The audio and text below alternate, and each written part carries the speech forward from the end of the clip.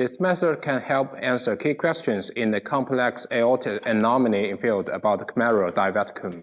The main advantage of this technique is that 3D printed model can reduce the risk of the unpredictable tissue injury during the complex aortic surgery.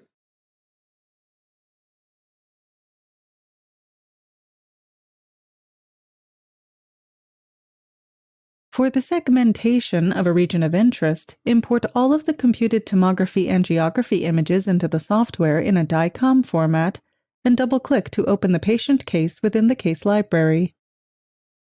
Select the DICOM series and click Model Recon to open the model reconstruction page. Have an engineer and a team of cardiac surgeons review the DICOM formatted raw data to identify key anatomic features and regions of interest. To segment the region, click Threshold Segmentation and adjust the threshold range for the vascular mask. Click Confirm to generate the vascular mask within the object list, and click Recon to reconstruct the 3D vascular mask within the 3D viewer. Click Threshold Segmentation again and adjust the threshold range for the trachea mask. Click Marquee Segmentation to limit the region of interest to the mediastinum and the lung, and click Mask Edit to erase the connection between the trachea and the lung.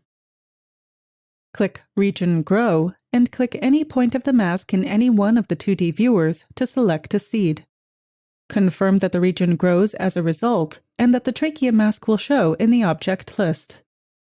Then click Recon to reconstruct the 3D trachea in the 3D viewer and save the region of interest as a mask.